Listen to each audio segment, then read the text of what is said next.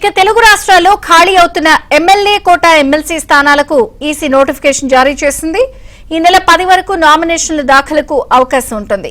11న నామినేషన్ల పరిశీలన, 13 వరకు ఉపసంహరణకు గడువు ఉంది. 5 ఎమ్మెల్సీ స్థానాలకు మార్చి 20న పోలింగ్ జరగనుంది. అదే రోజు సాయంత్రం కౌంటింగ్ నిర్వహిస్తారు.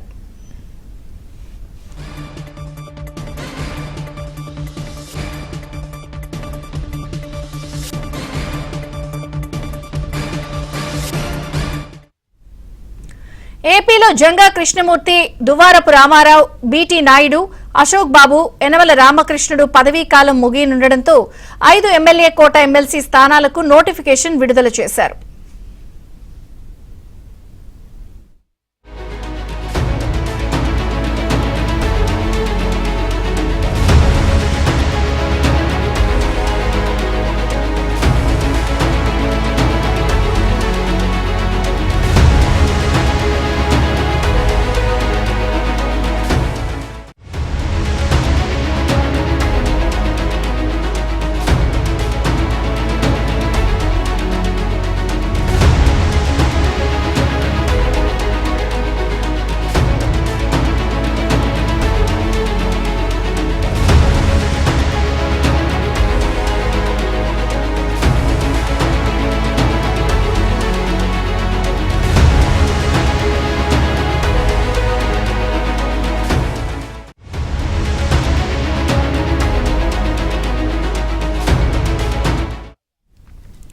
తెలంగాణలో ఎమ్మెల్సీలు మహమూద్ అలీ, సత్యవతి రాథోడ్, సేరి సుభాష్ రెడ్డి, ఎగ్గే మల్లేశం, మీర్జా రియాజుల్ హసన్ పదవీ కాలం మార్చి 29తో ముగియనుంది.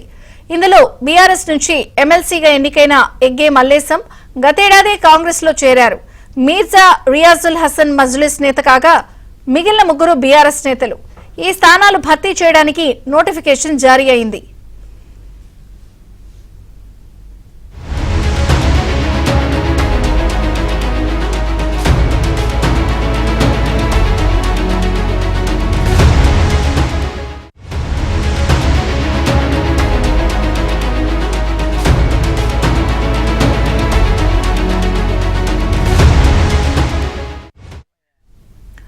మార్చి 24వ తేదీలోపు ఎన్నికల ప్రక్రియ ముగించనున్నట్టు కేంద్ర ఎన్నికల సంఘం తెలిపింది.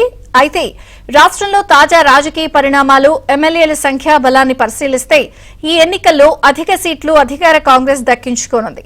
ఓసీ కేటగిరీ నుంచి జీవన్ రెడ్డి, జగ్గారెడ్డి, బండ్ల గణేష్, కుసుమ్ కుమార్, కుమార్ రావుల పేర్లు వినిపిస్తున్నాయి. బీసీల నుంచి అంజన్ కుమార్ యాదవ్, చరణ్ కౌశిక్ యాదవ్, ఎస్సీ కోటాలో సంపత్ కుమార్, మైనారిటీ వర్గం నుంచి ఫిరోజ్ ఖాన్, షబీర్ అలీ, అజ్మతుల్లా రేస్లో ఉన్నారు.